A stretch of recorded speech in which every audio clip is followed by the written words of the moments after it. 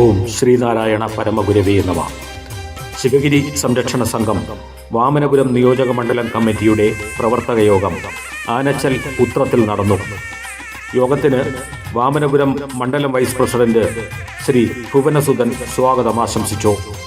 മണ്ഡലം പ്രസിഡന്റ് ശ്രീ സഞ്ജീവൻ അധ്യക്ഷത വഹിച്ച യോഗം ശിവഗിരി സംരക്ഷണ സംഘം ചെയർമാൻ ശ്രീമാൻ വിജേന്ദ്രകുമാർ ഉദ്ഘാടനം ചെയ്തു. സംഘത്തിന്റെ ആധ്യാത്മിക സെക്രട്ടറി ശ്രീ HR ബാബു ആധ്യാത്മിക പ്രഭാഷണം നടത്തി.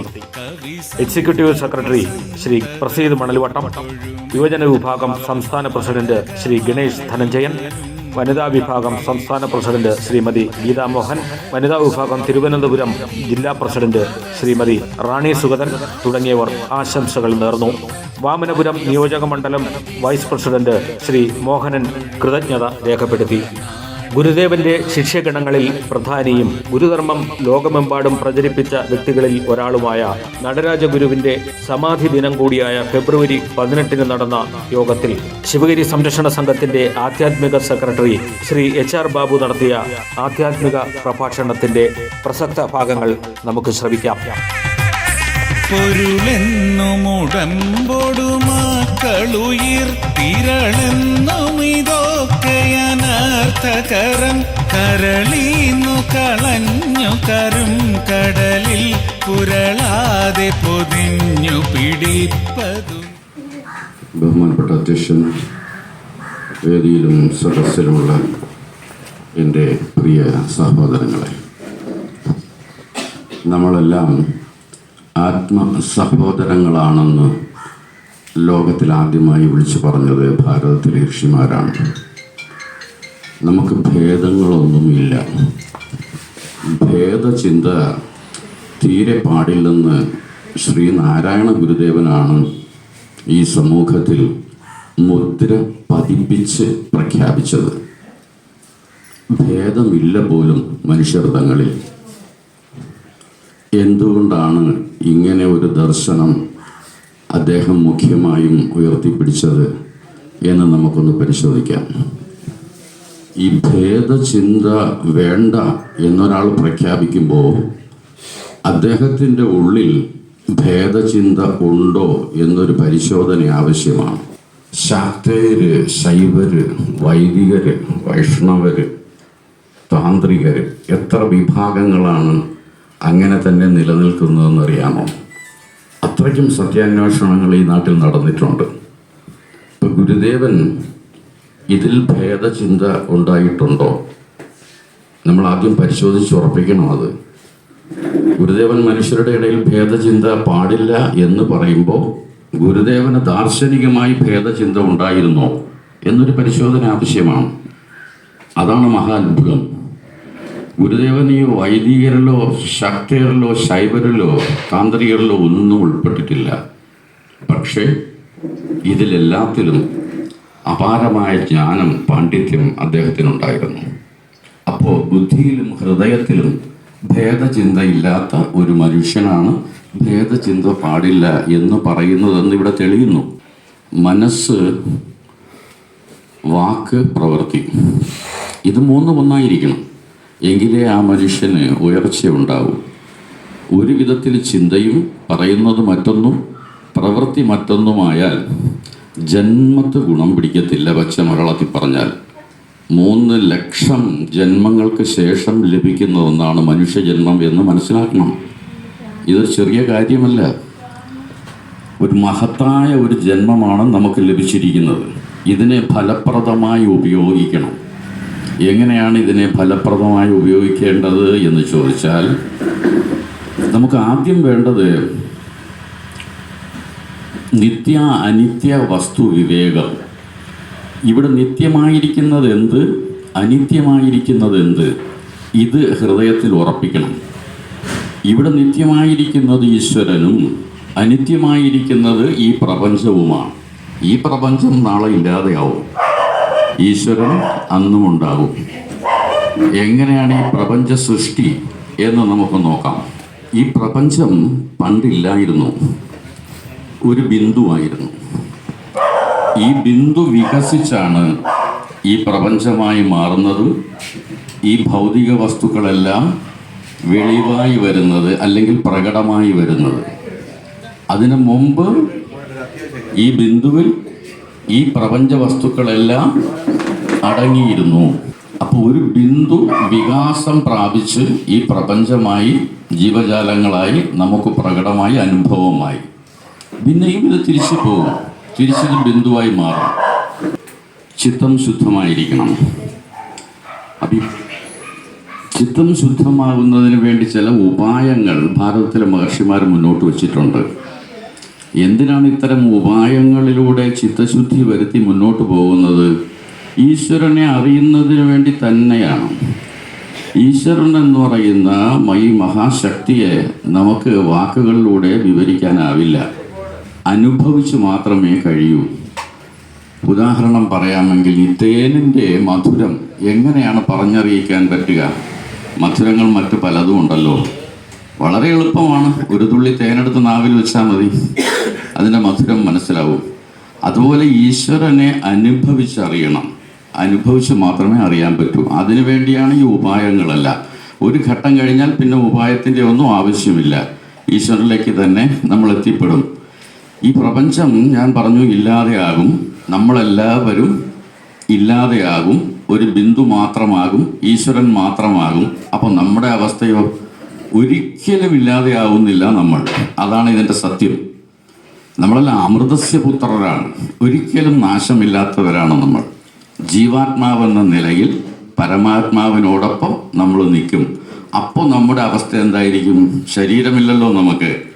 ശരീരത്തിലെ പഞ്ചേന്ദ്രിയങ്ങളല്ലേ വെളിയിൽ നിന്ന് വിവരങ്ങൾ കൊണ്ടുവരുന്നത്. അപ്പം ശരീരമില്ല, അപ്പം എന്തായിരിക്കും നമ്മുടെ അവസ്ഥ എന്നൊരു ചോദ്യം ഉണ്ടാവുമല്ലോ. കേട്ടുള്ളൂ മറുപടി. നമ്മൾ സ്വപ്നം, സുഷുപ്തി, ജാഗ്രത് എന്നിങ്ങനെ 3 അവസ്ഥകളുണ്ട് നമുക്ക്. തുരീയം എന്ന് പറയുന്ന മറ്റൊരവസ്ഥ, അതവിടെ നിൽക്കട്ടെ. ഈ സ്വപ്നവും ജാഗ്രതും സുഖ ദുഃഖ സമ്മിശ്രമാണ്.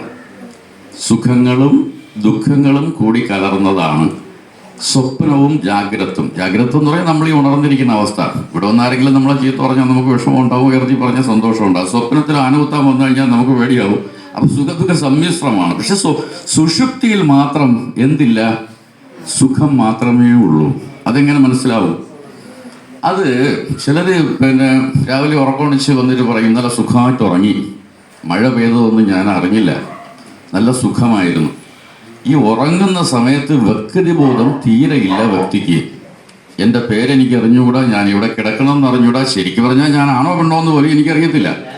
എനിക്ക് യാതൊരു എന്നെപ്പറ്റിയുള്ള ഭൗതികമായ യാതൊരു അറിവുകളും ഈ സ്വപ്നത്തിലില്ല. പിന്നെ ഈ സുഖം അനുഭവിച്ചത് ആര്? ഉണർന്നെഴുന്നേറ്റ് വന്നിട്ട് ഞാൻ സുഖമായി ഉറങ്ങി എന്ന് പറയുമ്പോൾ ഈ സുഖം അനുഭവിച്ച ഞാൻ ആര്? അങ്ങനെ ഒരു ഞാൻ നമ്മുടെ ഉള്ളിലുണ്ട്.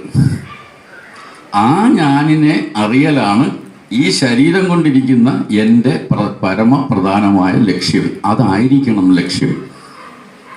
എങ്കിൽ ഈ അവസാന സമയത്തും ഈ പ്രപഞ്ചം ഇല്ലാതാവുന്ന സമയത്തും ഈ സുഖമായി ഉറങ്ങിയ ആ സുഖത്തിൽ അവിടെ ഇരിക്കാം ഈശ്വരനോടൊപ്പം. ഭാരതത്തിലെ മഹർഷിമാരുടെ കണ്ടെത്തലാണ്. ഇതൊന്നും ലോകത്ത് മറ്റെവിടൊന്നും ഈ അമൂല്യമായ അറിവുകൾ ലോകത്തിന് കൊടുത്തത് ഭാരതമാണ്. ഒരു വാക്ക് പറഞ്ഞിട്ടുണ്ട്, ഈ സത്യം ജ്ഞാനം ആനന്ദം. ഈ സത്യം എന്താണ്? എവിടെയാണ് ഈ സത്യം ഇരിക്കുന്നത്? സത്യത്തെ എങ്ങനെ മനസ്സിലാക്കാം? സത്യം ഞാൻ നേരത്തെ പറഞ്ഞു, ചിന്ത, വാക്ക്, പ്രവൃത്തി, ഇത് ഒരുപോലെ ഇരുന്നാൽ അതിനെ സത്യം എന്ന് പറയാം. അപ്പോൾ അത് ഈ സച്ചിന്തകളാവണോ ദുശ്ചിന്തകളാവണോ അതിവിടെ പ്രശ്നമേ അല്ല.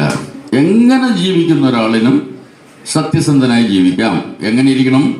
ചിന്ത, വാക്ക്, പ്രവൃത്തി, ഇത് 3 ഒരുപോലെ ഇരിക്കണം. പലർക്കും ഇങ്ങനൊരു പ്രശ്നമുണ്ട്, ഈ ചുണ്ടിനും കപ്പിനും ഇടയിൽ നഷ്ടപ്പെട്ടു പോകുന്ന ഒരു അവസ്ഥ ജീവിതത്തിൽ, ഭൗതികത്തിൽ ഇങ്ങനെ ഉണ്ടാകുന്നുണ്ട്. അതിൻ്റെ പ്രധാന പ്രശ്നം ഇതാണ്. ചിന്ത, വാക്ക്, പ്രവൃത്തി ഒരുപോലെ ആവാത്തത് കൊണ്ടാണ് ആ പ്രശ്നം വരുന്നത്. അതൊന്ന് കറക്റ്റ് ചെയ്യാമെന്നുണ്ടെങ്കിൽ ജീവിതത്തിൽ തീർച്ചയായും വലിയ ഉയരങ്ങളിലെത്താൻ പറ്റും. ഈ പ്രപഞ്ച സൃഷ്ടി രഹസ്യത്തെക്കുറിച്ച് വേദത്തിൽ പറയുന്ന ഒരു മന്ത്രമുണ്ട്. ഓം ഋതം ച സത്യം ചാഭീത തപസോധി ജായത. ച എന്ന അക്ഷരം കേൾക്കുമ്പോൾ നിങ്ങൾ ആൻഡ് എന്ന് ചിന്തിച്ചു കൊള്ളണം. ശ്രദ്ധിച്ചാൽ മനസ്സിലാവും. മലയാളം ശരിക്കും ഇതിനകത്തുണ്ട്. ഋതവും സത്യവും ഈശ്വരന്റെ സാമർഥ്യവും. ഋതം ച സത്യം ചാഭീത തപസോത്തി ജായത തതോ രാത്രി ജായത. അന്ന് ഇരുട്ടായിരുന്നു, പ്രപഞ്ച സൃഷ്ടി സമയത്ത് ഇരുട്ടായിരുന്നു, സൂര്യനില്ലല്ലോ. തപസ്വത്തി ജായത തതോ രാത്രി ജായത തത സമുദ്രോ അർണവ. ആകാശം ജലം കൊണ്ട് നിറഞ്ഞു, എവിടെയും ജലമായിരുന്നു. സമുദ്രോ ധർണവാദതി സംവത്സരോ അജായത. അവിടെ അഹോരാത്രങ്ങൾ അങ്ങനെ കിടന്നു. സംവത്സരോ അജായത. സംവത്സരം അവിടെ ആരംഭിക്കുന്നു, അല്ലെങ്കിൽ സംവത്സരങ്ങൾ അവിടെ കിടന്നു. അതിന് ടൈം അവിടെ നിന്നാണ് സ്റ്റാർട്ട് ചെയ്യുന്നത്. ആധുനിക ഫിസിക്സും പറയുന്നു ടൈം ഇല്ലായിരുന്നു. സ്പേസ് ഇല്ലാതെ എന്ത് ടൈം? സ്പേസും ടൈമിനെയും കൂടെ ചേർത്ത് വെച്ച് കാണാനേ ഇവർക്ക് കഴിയൂ. നമുക്കും അങ്ങനെ തന്നെ ഏകദേശം. സ്പേസിനെ ടൈമിനെ വേർതിരിക്കാൻ നിവൃത്തിയില്ല, കാലവും ഈ ദേശവും. അപ്പം അങ്ങനെ കാലം സ്റ്റാർട്ട് ചെയ്യുന്നു, ടൈം സ്റ്റാർട്ട് ചെയ്യുന്നു. സംവത്സരാജായത അപരാത്രാണി വിധത വിശ്വസ്യം വിഷതോവച്ചി. ഈ ജലത്തിലെ ചെറു കീടങ്ങൾ, പ്രാണികൾ ഉണ്ടായി. വിശ്വസ്യം വിഷതോവച്ചി. ഓം സൂര്യ ചന്ദ്രമൗ സാധാഥ യഥാ പൂർവമ കൽപ്പയത് ദിവഞ്ച പ്രതിവിഞ്ച അന്തരീക്ഷമതോസ്വ എന്നാണ് പറയുന്നത്. എന്ന് വെച്ചാൽ സൂര്യചന്ദ്രന്മാരും സൃഷ്ടിക്കപ്പെട്ടു. യഥാപൂർവമ കൽപ്പയത്, മുൻകൽപ്പത്തെ പോലെ തന്നെ. മുൻകൽപ്പത്തെ പോലെ തന്നെ ഈ കൽപ്പവും സൃഷ്ടിക്കപ്പെട്ടു എന്ന് വെച്ചാൽ നമുക്ക് ആകെ ഒരു വല്ലായ്മ തോന്നും. ഇതെന്തൊരു ആവർത്തനമാണ്! എത്രയോ കോടി വർഷങ്ങളായിട്ട് ഇങ്ങനെ 147 മന്വന്തരങ്ങൾക്ക് ശേഷം പ്രളയം, പിന്നെ സൃഷ്ടി, പിന്നെ പ്രളയം. അപ്പോഴെല്ലാം നമ്മളുണ്ട്, നമുക്ക് നാശമില്ലല്ലോ. ഭയങ്കര ബോറല്ലേ, ബോറം പരിപാടി. നമ്മളെല്ലാം സുഖത്തിന് വേണ്ടിയാണ് ജീവിക്കുന്നത്. മനുഷ്യൻ അടിസ്ഥാനപരമായി മൃഗങ്ങൾക്ക് പോലും വേണ്ടുന്ന 2 ഘടകങ്ങളാണ്. ഒന്ന് സ്വാതന്ത്ര്യം, ഒന്ന് രണ്ട് ആനന്ദം. ആനന്ദത്തിന് വേണ്ടിയാണ്, സുഖത്തിന് വേണ്ടിയാണ് നമ്മളെല്ലാവരും ഈ വെറുതെ പരിശ്രമിക്കുന്നത്. യഥാർത്ഥ സുഖം ഇരിക്കുന്നത് എവിടെയാണ്? ഈ ഭൗതിക വസ്തുക്കളിലല്ല. ഭൗതിക വസ്തുക്കൾ കൊണ്ട് ഒരു മനുഷ്യനെയും തൃപ്തിപ്പെടുത്താനാവില്ല. ഭൗതിക വസ്തുക്കളിലൂടെ ആയാലും അല്ലെങ്കിലും സുഖം അനുഭവിക്കുന്ന ഒരാൾ നേരത്തെ ഉള്ളിൽ നമ്മൾ കണ്ടു ഉറങ്ങുമ്പോൾ. അദ്ദേഹത്തിന് ഈ ഭൗതിക വസ്തുക്കളുടെ ആവശ്യമില്ല. ഉദാഹരണം, ഒരു ലഡു കഴിക്കുമ്പോൾ സുഖം തോന്നുന്നു. ലഡുവിലാണ് സുഖം വരുന്നതെങ്കിൽ കൂടുതൽ ലഡു കഴിച്ചാൽ സുഖം കിട്ടേണ്ടതാണ്. സുഖം പോയിട്ട് അസുഖമാണ് ഉണ്ടാവുന്നത്.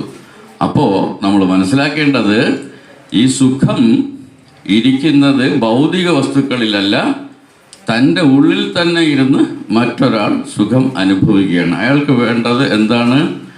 അറിവാണ്, ജ്ഞാനമാണ്. പ്രജ്ഞാനം ബ്രഹ്മ. അറിവാണ് ഈശ്വരൻ.